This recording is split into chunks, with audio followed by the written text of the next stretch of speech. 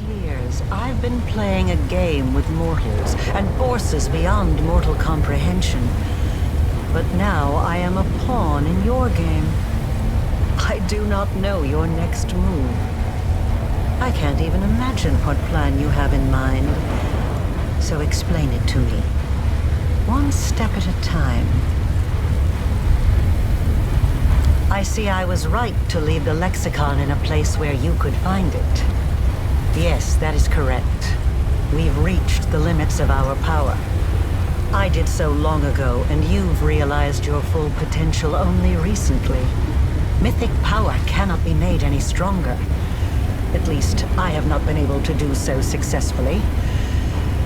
That means we are now living on borrowed time, counting down the days until we die from the wound's influence. No, I have not. I haven't had the chance. It was in Canobris that I had my first chance to test the improved version of the Midnight Bolts against the Demon Lord Discari. The crystal dagger you found in Canobris was the first Nahindrian crystal that was procured in such a fashion. I gather that you know more about them than I do. Yes, I am sure that is the case. I have evidence from my experiments. The wound affects the material plane, poisoning it with the corruption of the Abyss. But it also affects the Abyss, bringing in a small amount of order and harmony from the material plane. The only reason it is not as apparent in the Abyss is the presence of the Demon Lords. They hold near infinite power over their realms, and their existence staves off the wound's influence. Yes, indeed. The Sword of Valor was Iomede's banner before she passed the test of the Starstone and ascended to heaven. I've never studied the Sword of Valor. Perhaps I should have. It is a truly fascinating artifact, and the way it interacts with you is incredible. Could it have picked up the early signs of your nascent divinity? I do not know. It's unpredictable and dangerous, but all bold plans carry risk. What you propose might work. Whoever absorbs the power of a newly killed Demon Lord will inherit their realm in the Abyss. If we throw in a connection to the wound, we will end up with something unique. You will have the power of a demigod and an abyssal realm that changes at your whim. Yes, your plan might work. I see no reason we shouldn't at least try. But how? There are only 3 Demon Lords whose realms are tied to the wound. Baphomet, Discari, and Nocticula. I doubt we'd be able to carry out a cunning murder of the Lady of Cunning and Murder. As for Baphomet and Discari, after the lessons you've taught them, they will never risk another engagement. They'll engage in clever maneuvers. They'll hide, but they won't face you in battle. They are bound to appear? I didn't know that. No wonder Demon Lords are so careful about choosing archpriests. Correct. And the Locust Lord still hasn't deprived me of his favor. He should have done that a long, long time ago. Yes, it is true. Baphomet outsmarted himself when he granted me power and patronage behind Discari's back. And I could summon them. No, it's still too much of a risk. The world wound is more than a rift. It has a life of its own. To accomplish the plan you have conceived, we would need to channel an immense current of power through it, all the way to the realms of the Demon Lords. It would be 100 times more difficult than simply closing the wound. It's remarkable that the worshippers of Pelura were able to discern this. Yes, you are correct. Such days do exist, but they occur very rarely, only once or twice a century at most. I can't run the full calculations right now, but I think you're right. This is the day when the wound is most malleable. We could shape it as easily as a master potter molds soft clay. I have one final question for you. Do you have a new Nahindrian crystal in your possession? Without one, this whole plan is doomed. Unless, of course, you happen to have a midnight bolt. If so, we can procure a crystal right now. Then let us begin. I do love interesting challenges.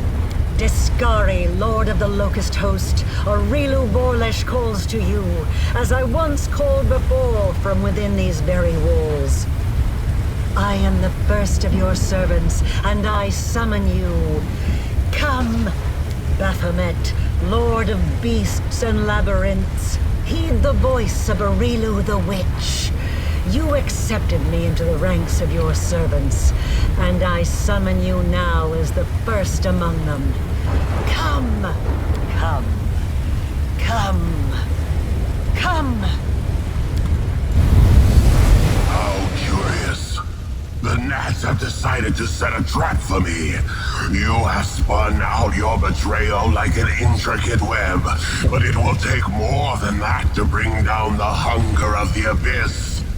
First, my daughter failed me, and now my chosen mortal favorite does the same.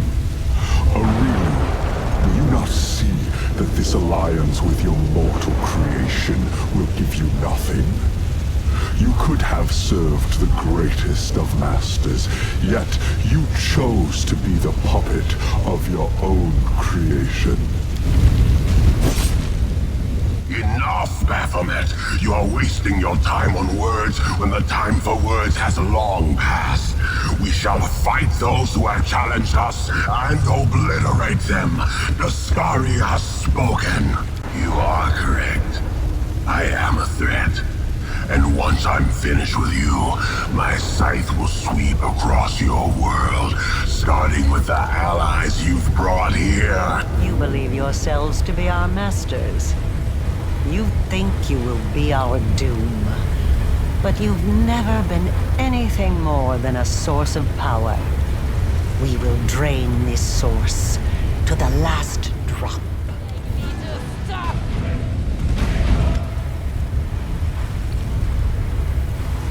It is done. The road to greatness lies ahead. All that remains is for you to use a crystal. I can only guess. The regular crystals allowed you to impart some of your power to your followers, those whose souls were closely tied to yours. It is likely that an improved crystal would let you endow your companions with a small amount of the demigod-like power you are about to receive. The wound will eventually destroy my soul. I will never be truly healed. But I have no regrets. I achieved everything I wanted and more. Ascend together? And live without fear of gods or demons, exploring the infinite world. You truly want this. I can't believe it. But I will grant you your wish.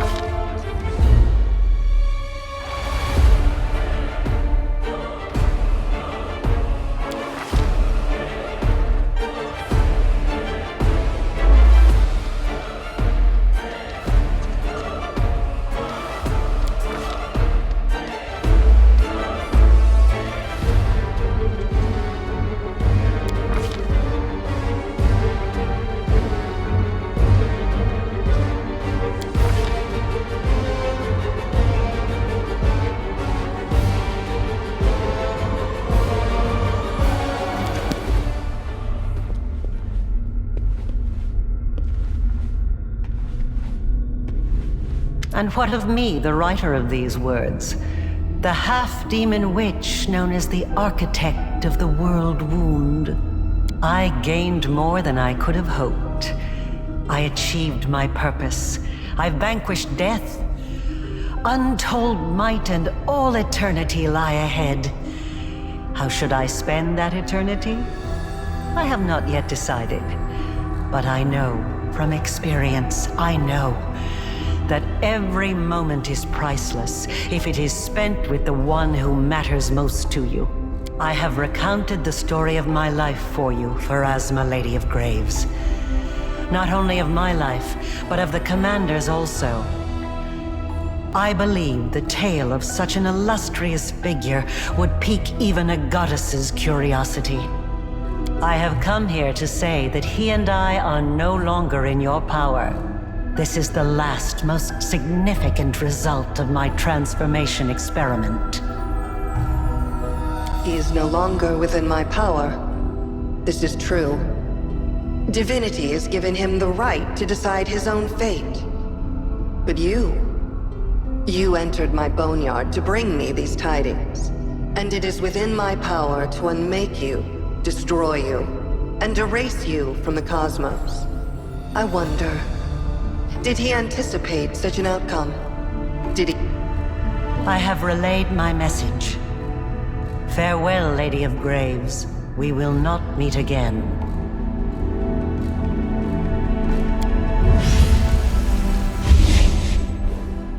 Their combined power has grown immensely, enough to almost rival my own. So be it.